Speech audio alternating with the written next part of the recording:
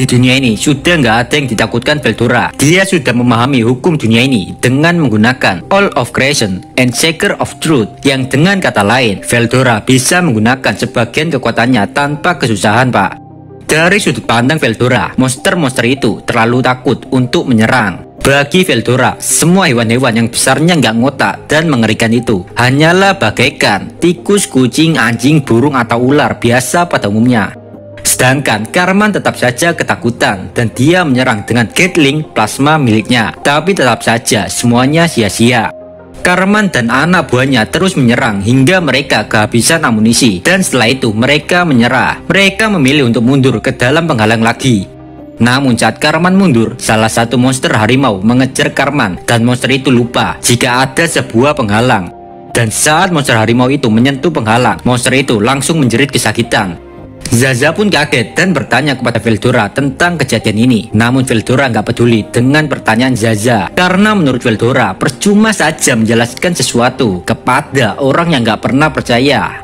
Setelah mengenai penghalang dan mengalami luka yang sedikit dalam, nggak lama setelah itu macan tersebut bangkit. Daya regenerasi dalam tubuhnya membuat luka-lukanya tertutup begitu cepat. Kini macan itu hanya mondar-mandir di sekitar penghalang, nggak berani masuk.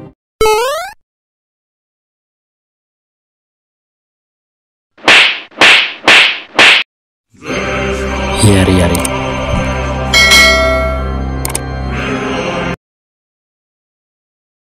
Setelah monster harimau itu gagal masuk ke dalam penghalang, monster yang lain pun berbondong-bondong mencobanya. Tapi tetap saja tidak ada seekor monster pun yang dapat memasuki penghalang itu.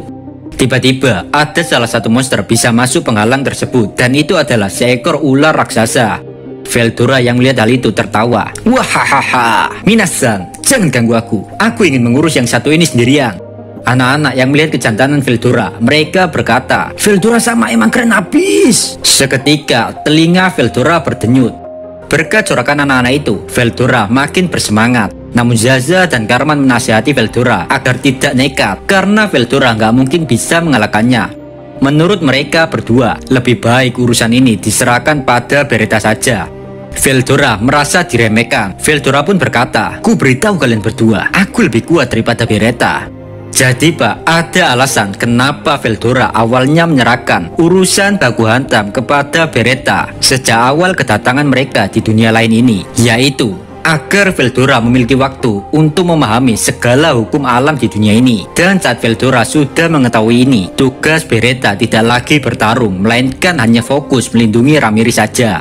Veldora kini mampu menggunakan sebagian besar kekuatan yang dia miliki tanpa mengandalkan esensi sihir. Setelah itu, pertarungan pun akhirnya dimulai antara ular raksasa melawan Veldora. Ular itu pun langsung bergerak menuju Veldora, sementara Veldora langsung mengangkat tangan kanannya dan meninju ular tersebut dengan pose seperti di anime-anime. Veldora menyebut pukulan itu dengan pukulan naga.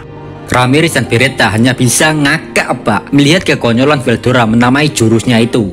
Di satu sisi, ular raksasa yang terkena pukulan itu langsung terpental dan menjerit kesakitan. Bahkan sisi-sisi ular itu terbang dari seluruh tubuhnya. Sontak saja semua orang yang melihat aksi Veldora hanya bisa terdora-dora. Mereka terlalu kagum. Ya gimana, cuma modal tangan kosong, ular itu langsung kalah Pak. Kayak si botak Saitama aja anjing.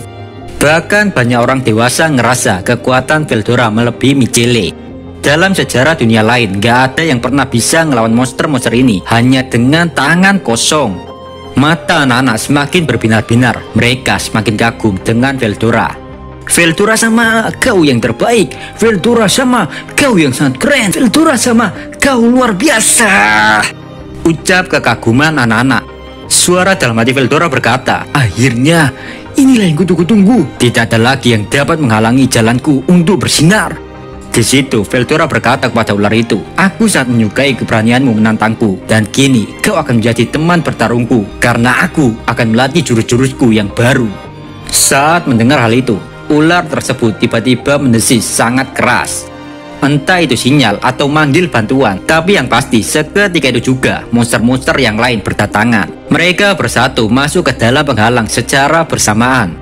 Sementara itu Veldora tetap tenang, dia malah tertawa. Dan yang benar saja, nggak sampai 1 menit para monster itu langsung tumbang semua pak.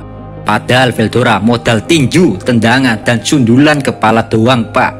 Semua orang makin keheranan dengan kekuatan Veldora. Veldora yang telah mereka remehkan kini berdiri layaknya seorang dewa yang melindungi mereka. Kekuatan Veldora benar-benar sangat gak logis dalam benak semua orang. Veldora emang gak membunuh para monster itu, tapi monster itu juga gak bisa menggerakkan tubuhnya setelah terkena damage serangan Veldora.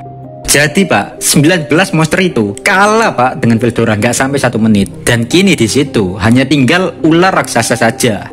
Veldora ngajak ngobrol ular itu, tapi ular tersebut hanya mendesis seperti emosi gitu pak. Orang-orang yang melihat hal itu bingung, kenapa Veldora ngomong dengan monster kayak orang gila aja anjing. Di satu sisi, Karman dan Zaza menyuruh Veldora untuk segera membunuhnya. Namun Veldora ingin mendengarkan keluh kesah monster tersebut. Veldora ingin tahu kenapa para monster begitu marah saat memandang manusia. Veldora ingin mengorek apa yang sebenarnya terjadi. Tapi tiba-tiba ular itu membuka mulutnya berupaya memakan Veldora. Seketika itu juga Veldora menaikkan tumitnya dan menghantam dahi ular tersebut. Dahi ular itu pun terbuka karena serangan Veldora dan darah berwarna ungu mengalir. Setelah itu muncul keanehan dari ular tersebut. Dari dahinya muncul berupa air putih jernih dan berbentuk manusia. Lebih tepatnya seperti wanita muda dengan rambut merah panjang.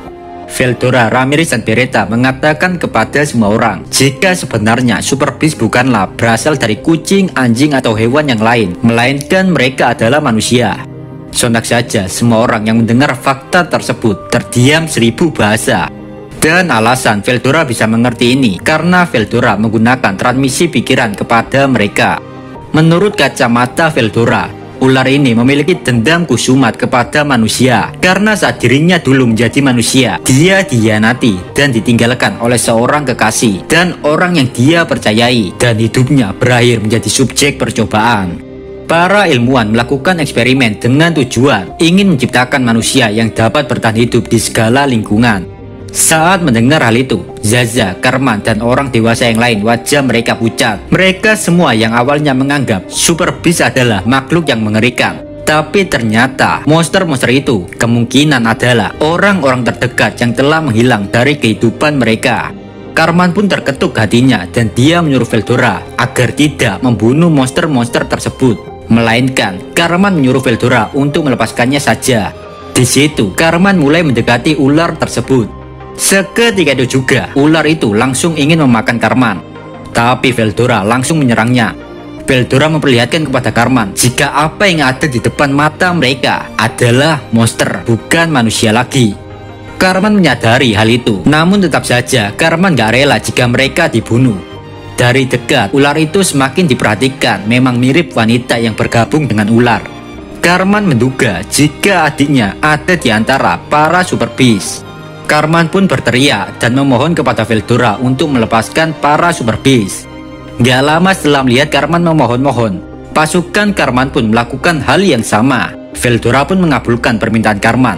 Seketika itu juga muncul angin mengelilingi seluruh monster-monster itu, dan dalam sekejap saja dengan angin itu Veldora melemparkan monster-monster keluar dari penghalang. Di satu sisi, monster-monster itu pun gak berani lagi mendekati Veldora dan kawan-kawan. Entah kenapa, Zaza yang awalnya sangat-sangat songong kepada Veldora, kini dia tiba-tiba mendekati Veldora. Di situ Zaza berkata, itu Veldora, maksudku Veldora sama. Saya sangat menyesal atas semua ketidaksopanan saya terhadap Anda. Saya hanya ingin menanyakan sesuatu kepada Anda. Sebenarnya, maksudku Veldora sama. Anda itu siapa? Sontak saja semua orang diam saat mendengar Zaza bertanya seperti itu. Semua orang juga penasaran siapa sebenarnya Veldora. Di situ Veldora pun menjawab, percuma saja aku menjelaskan kepadamu Zaza, kau tidak akan mempercayaiku. Aku adalah orang dari dunia lain, atau lebih tepatnya, aku adalah naga yang dapat mengendalikan badai. Sontak saja Zaza kaget. Nani? Kau dewa? Apakah kau serius? Kau seorang dewa? Jika kalian suka video ini, jangan lupa subscribe biar channel ini makin berkembang. Saya Dio dari channel Isekai Kindle. Pamit. Bye bye.